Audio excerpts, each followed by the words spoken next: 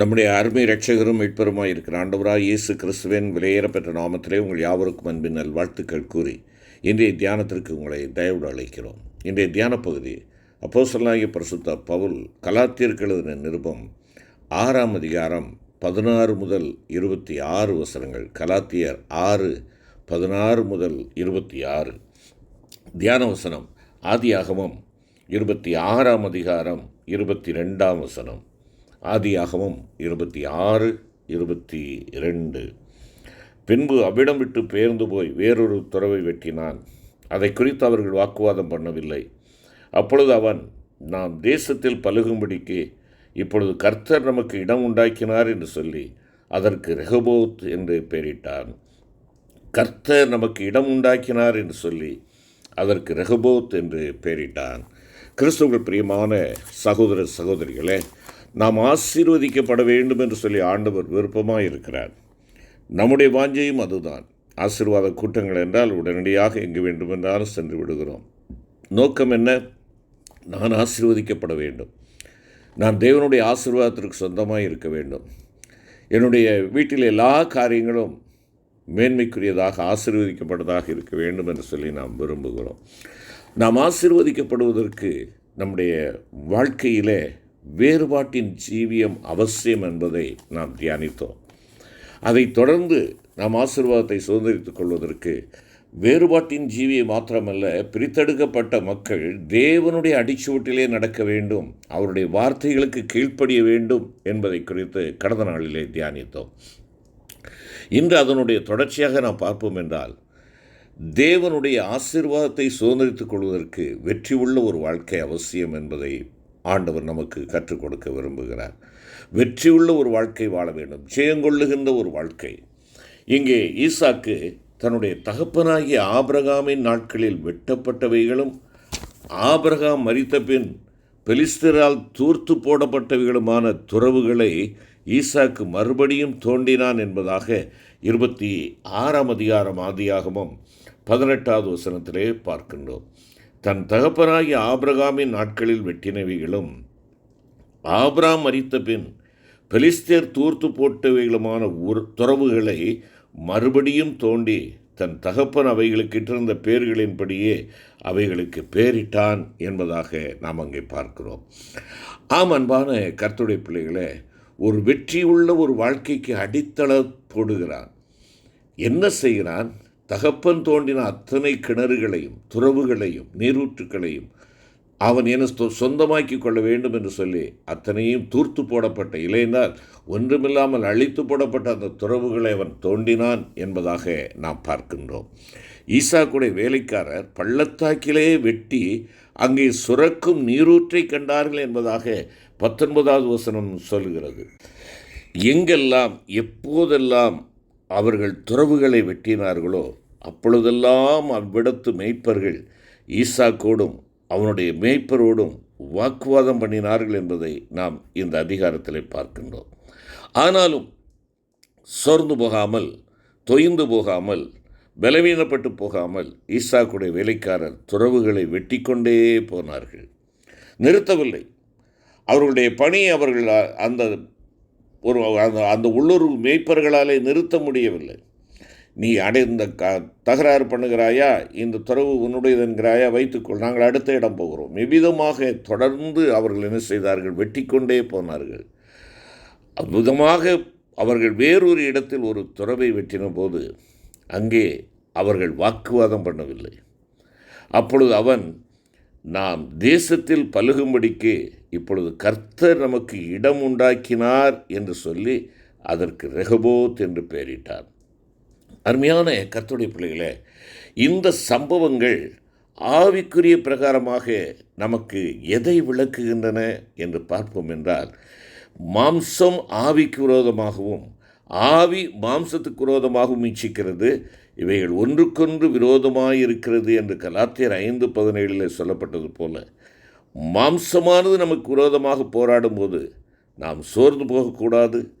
நாம் பரிசுத்த ஆவியானுடைய பலத்தினால் அதை ஜெயிக்க வேண்டும் என்பதைத்தான் நமக்கு வெகு தெளிவாக கற்றுக் கொடுக்கிறது. ஆம், அருமையான கர்த்தருடைய பிள்ளைகளே, ஜெயமுள்ள ஒரு வாழ்க்கை, வெற்றியுள்ள ஒரு வாழ்க்கை வேண்டும். அந்த வெற்றியை தடுப்பதற்காக சோர்வுகள் வரலாம், தொடர்ச்சியாய் வந்து கொண்டே இருக்கலாம். பாருங்கள், ஒவ்வொரு துறவை வெட்டுகின்ற பொழுதும் அங்கே வந்து வாக்குவாதம் பண்ணுகிறார்கள். ஆனால் இவர்கள் வாக்குவாதம் பண்ணவில்லை, சண்டையிடவில்லை, அந்த இடத்தை விட்டு கடந்து அடுத்த இடத்திற்கு செல்லுகிறார்கள்.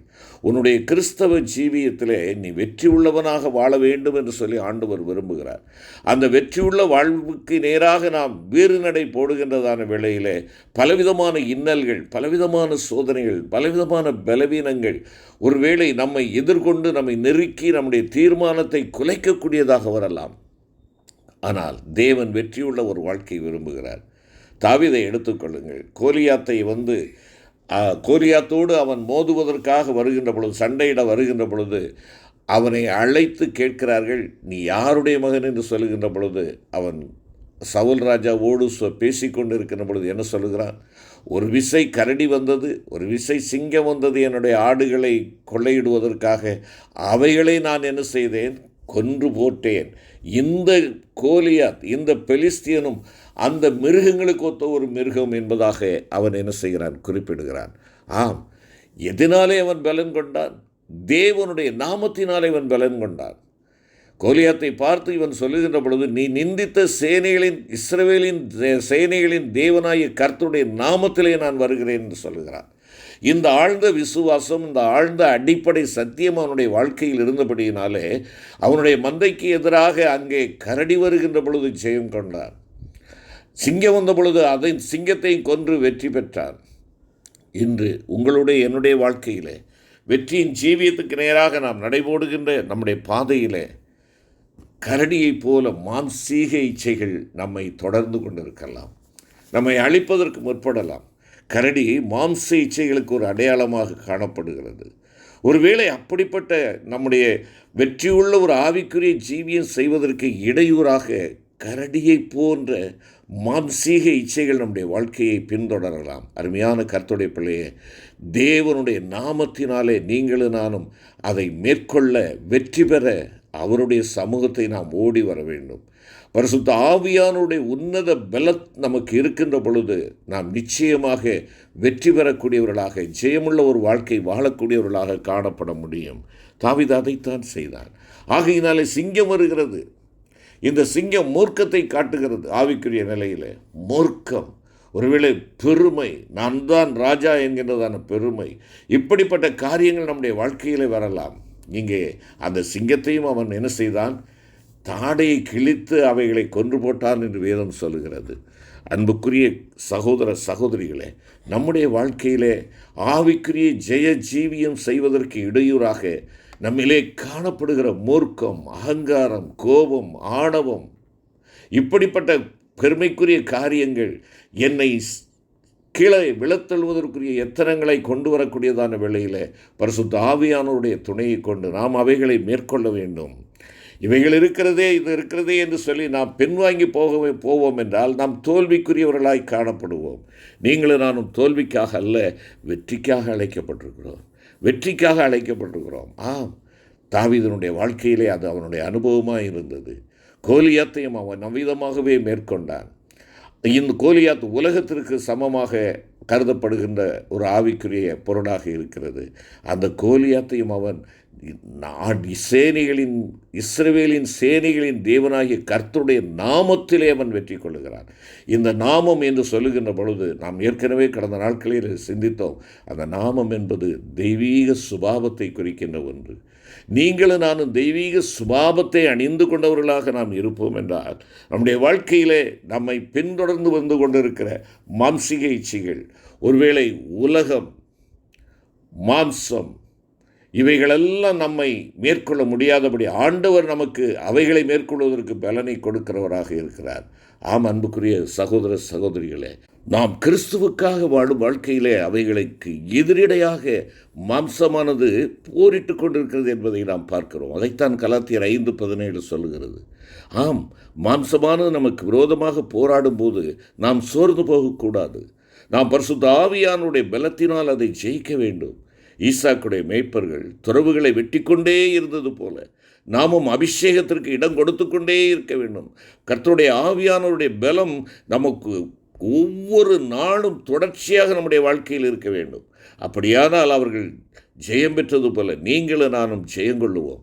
மாம்சம் என்பது மாம்சீக சுபாவங்களையும் மாம்சீகமான விருப்பங்களையும் மாம்சத்தின் கிரியைகளை காண்பிக்கிறது. மாம்சத்தின்படி பிழைத்தால் சாவீர்கள், ஆவியினாலே சரீரத்தின் செய்கைகளை அளித்தால் பிழைப்பீர்கள் என்பதாக அப்போஸ்தலன் ரோமருக்கு எழுதுகின்ற பொழுது குறிப்பிடுகிறார் 8ஆம் அதிகாரத்திலே. அவ்விதமாக ஆவியினாலே நாம் அவைகளை அழித்து கொண்டே இருக்க வேண்டும். அப்பொழுது பரிசுத்த ஆவியானவர் நாளடைவில் மாம்சீகமான யாதொரு எண்ணமும் விருப்பமும் கிரியையும் சுபாவமும் மற்றவர்களாக நம்மை மாற்றி விடுவார். அப்பொழுது நாம் தைரியமாய் சொல்ல முடியும், நாம் நம்மில் அன்பு கூறுகிறவராலே முற்றும் ஜெயங்கொள்கிறவர்களாக இருக்கிறோமே என்ற வெற்றி முழக்கத்தின் வார்த்தைகளை நாம் உதிர்க்க முடியும், அறிவிக்க முடியும். நம்முடைய உள்ளான மனுஷனில் உண்டாயிருக்கின்ற இந்த வெற்றியின் வார்த்தைகளை இந்த உலகத்திற்கு நாம் வெளிப்படுத்த முடியும். இதுவே முற்றும் ஜெயங்கொள்ளுதல், அதாவது ஜீவியம் செய்தலாகும். செபிப்போம். கிருபை நிறைந்த ஆண்டவரே, நாங்கள் ஆசீர்வாதத்தை சுதந்திரித்து கொள்ள அப்பா, நாங்கள் வேறுபட்ட ஜீவியமுடையவர்களாகவும் உம்முடைய வார்த்தைகளுக்கு கீழ்ப்படுகிறவர்களாக இருக்க வேண்டும் என்று சிந்தித்த நாங்கள் தொடர்ந்து வெற்றி உள்ள ஒரு வாழ்க்கை வாழ வேண்டும் என்ற அந்த சத்தியத்தை நீர் எங்களுக்கு போதித்தீர். அவைகளின்படி நாங்கள் நடந்து ஆண்டவரே, மாம்சமான காரியங்கள், மாம்சீக சுபாவங்கள், மாம்சீகமான விருப்பங்கள், மாம்சத்தின் கிரியைகளை நாங்கள் முற்றும் உம்முடைய பலத்தினாலே அழித்து வெற்றியுள்ளவர்களாய் காணப்பட தேவன் எங்கள் ஒவ்வொருவருக்கும் கிருபை தாரும். மீட்பர் இயேசு கிறிஸ்து மூலம் வேண்டிக் கொள்கிறோம் நல்ல பிதாவே. ஆமென்.